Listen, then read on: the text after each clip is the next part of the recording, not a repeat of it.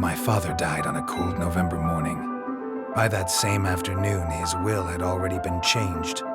At least, that's what my uncle wanted everyone to believe. What he didn't know, what none of them knew, was that my father had been recording everything for the last 3 months of his life. Every conversation, every visit, every whispered plan. My name is Marcus. I was 32 years old when my world fell apart. And then, slowly, methodically, I put it back together. Piece by piece, document by document, until the truth buried every single lie they told. This is that story. My father, Robert, was a self-made man. He grew up with nothing, dropped out of school at 16, worked construction for a decade, saved every dollar, and eventually built a small but profitable property management company. By the time he retired, he owned 4 rental properties and had a savings account with just over $340,000 in it. He wasn't rich by anyone's standard, but to our family, to me, my sister Diane, and everyone who knew him, that was generational wealth. That was sacrifice made visible.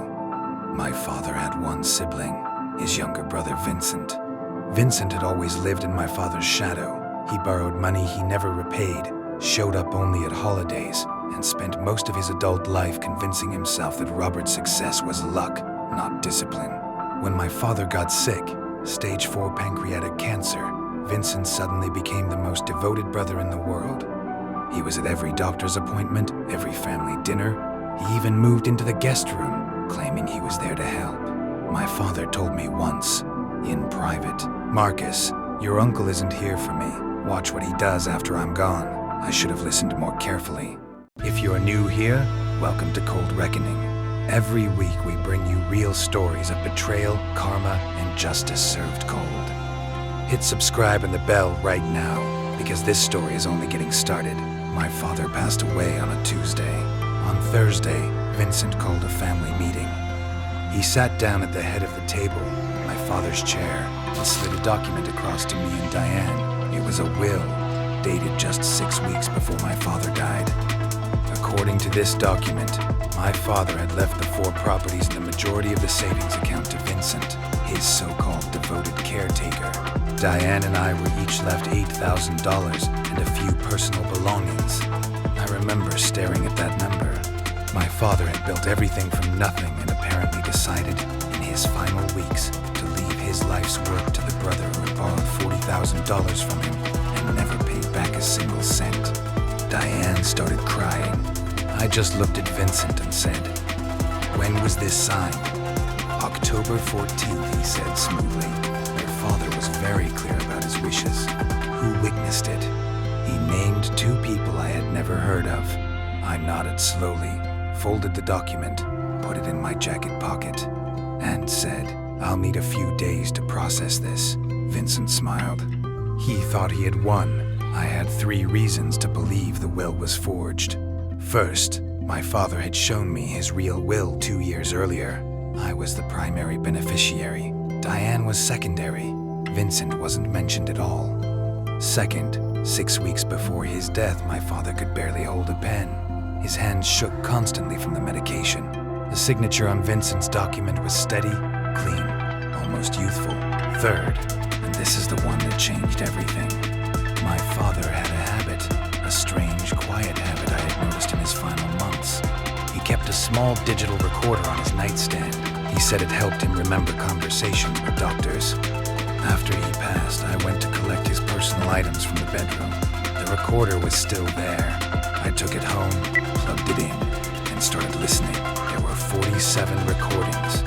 I found what I needed on recording number 31. It was his voice, and a third man I didn't recognize, who I later identified as a notary, had paid $500 in cash. "He needs to sign here," the third voice said. "He can barely write," Robert's voice replied, weak, confused. "Robert, Marcus's father, just put your hand here. I'll guide it. It's just paperwork." Silence. Then my father again, Vincent, Marcus's uncle. "What is this? I already have a will." "Shh, rest. It's fine.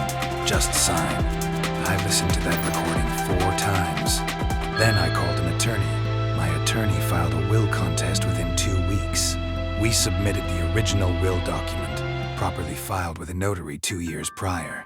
We submitted a handwriting analysis showing the signatures didn't match my father's documented tremor pattern, and we submitted the digital recorder. Attorney tried to have it thrown out. He argued the recording was obtained illegally. My attorney pointed out that my father had recorded it himself, on his own device, in his own home. The trial lasted 3 days. On day 2, the notary, facing potential criminal charges, took a plea deal and testified against Vincent. He confirmed everything: the guided hand, the confusion, the $500 in cash. Vincent sat in that courtroom and watched his entire plan collapse in real time. The judge voided the forged will entirely. My father's original will was reinstated. The properties came to me and Diane. The savings account was divided exactly as my father had intended. Vincent received nothing.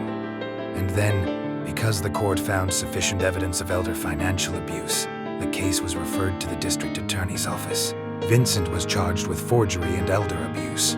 He pled guilty 4 months later to avoid trial.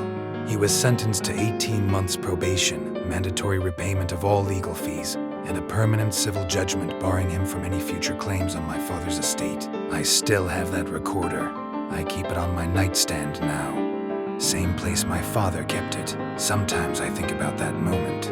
My father, weak and confused, being guided through signing away everything he had built. And then I think about recording number 31. And I'm grateful. Grateful that he kept recording.